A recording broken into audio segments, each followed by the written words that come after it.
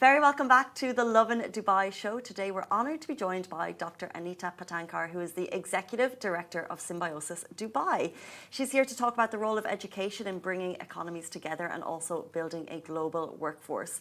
In this, she will touch up on Symbiosis' growing impact in Dubai, the innovative programs being introduced, and also her own commitment to education over the past 4 decades. Her passion for bridging cultural and academic divides continues to inspire students, faculty, and institutions around the world, driving the Symbiosis mission of shaping globally aware, future-ready leaders. Welcome to the show. Thank you for being here on this Monday morning. Thank you so much for having me. We're excited to have the conversation. So Symbiosis is a household name in India, but for people that don't know the university, what makes it such a trusted university?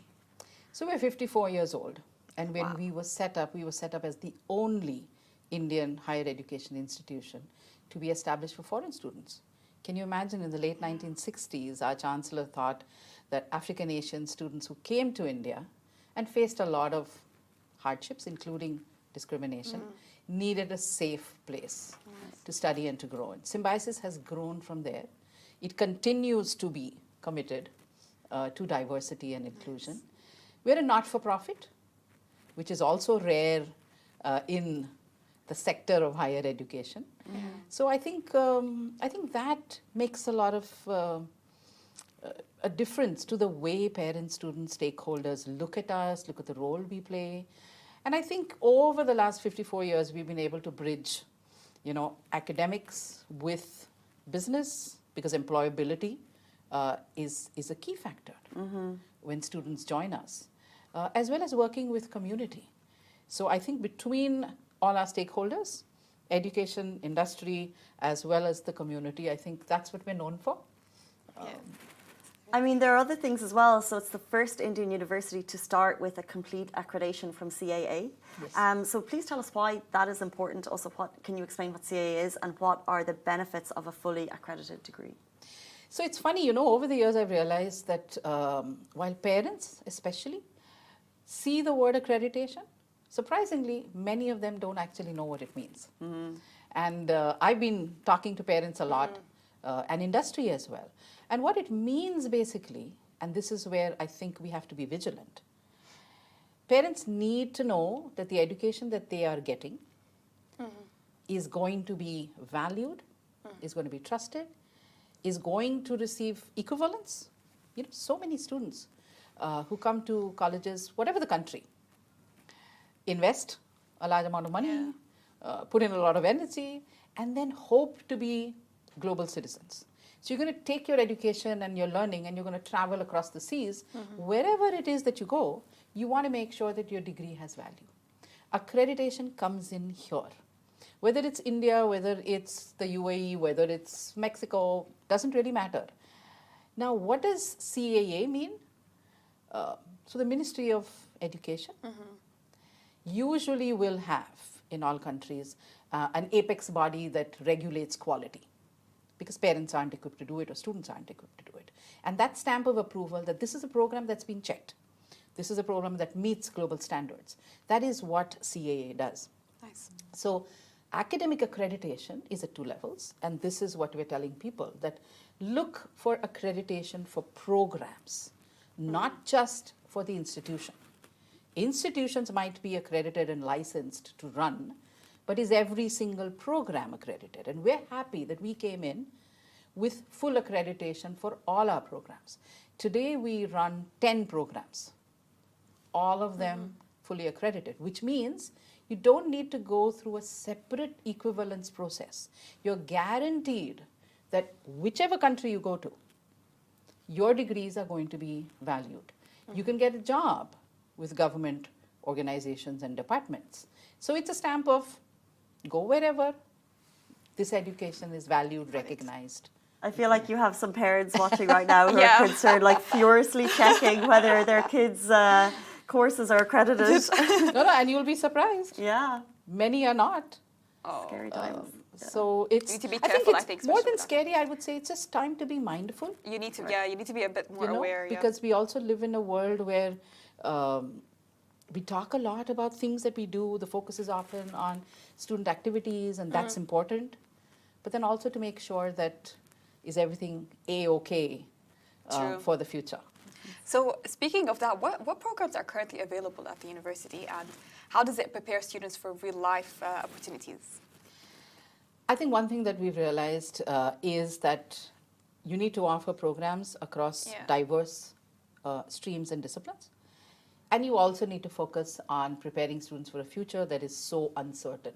Yeah. So I could do engineering today, and 5 years from now, I might be taking a bit of that, but doing something that I have not planned for. So while we are making students ready for this uncertain future, and everyone loves to talk about how the world is changing so fast, we also realize that every student, especially at the undergrad, is looking for something that matches their passion or their abilities. So right now we have a large variety. Yeah. We obviously have our flagship MBA program, which is what Symbiosis is known for.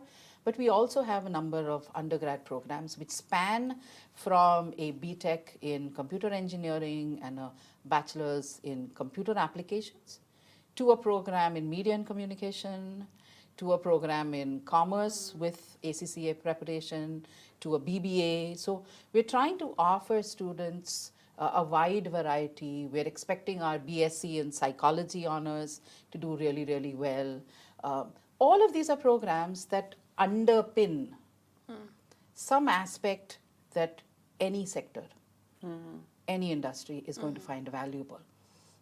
So we're hoping that these programs prepare students. And I think the good part about it also is that we're looking for a lot of interdisciplinary learning. So, imagine, a BTech in computer engineering sitting beside, a Bachelor of Psychology for an elective class. That kind of learning is what we're focused on.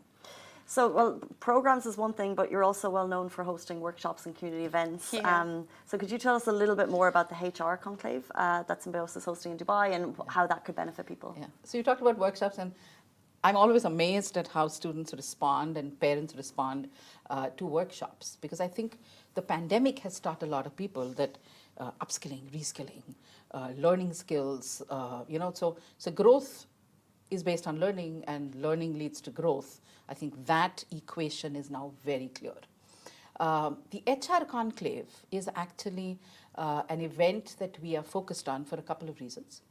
It is not targeted like our usual workshops on students and general stakeholders, but I think it's about our commitment to industry.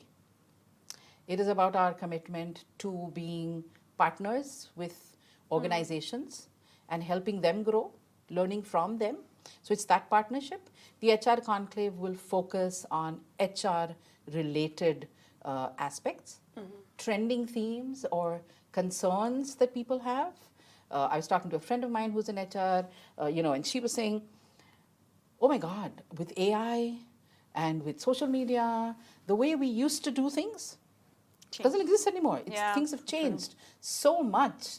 And this is a platform for people to come together and talk. So we've got experts from industry, we've got experts from both governments coming in. We have an amazing, inspirational chief guest. I don't know whether you've heard of Dr. Kiran Bedi, but if you look at the women in, especially the Asian subcontinent, who've inspired women across, especially Asia, Dr. Kiran Bedi's name always comes up. She was the first police officer.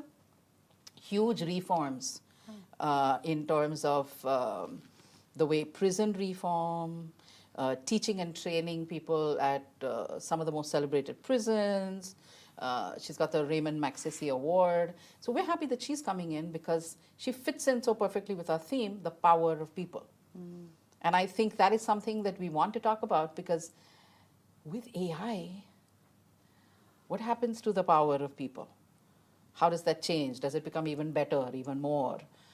So the HR Conclave is something that I'm really, really excited about, and I'm sure we are all going to walk away learning a lot. But I think more than anything else, just working with industry leaders, leaders who drive the economy, and then of course feedback into academics in terms of what should we be focusing on, and what should, because see, we're in the people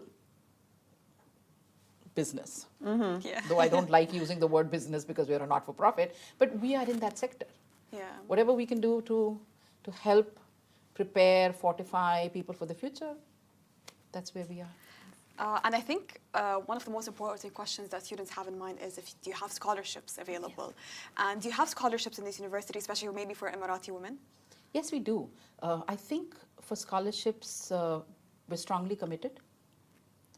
With higher education, one of the biggest challenges is to make sure that good quality, globally valued higher education is available for everybody, and that you don't want family circumstances or finances to keep that out of access. So scholarships play a huge role. We have many scholarships, but one of the things that I'm most happy about is that we do have a special scholarship for Emirati women. I am so happy that some of our partners, like the Dubai Police, have actually been able to, motivate their family members, employees to join our programs. I think for us, and not just because I'm a woman, but as an organization, investing in women is something that we're very committed to. I mean, you educate one woman and it is said that the whole family learns. So we do have a wonderful range of scholarships, and I'm so happy that they are responding. And one of the benefits is, of course, that diversity in the classroom increases, and we're learning so much from these amazing women. Speaking of commitments, how, in your opinion, does Symbiosis fit into Dubai's vision as a global hub for education and for innovation?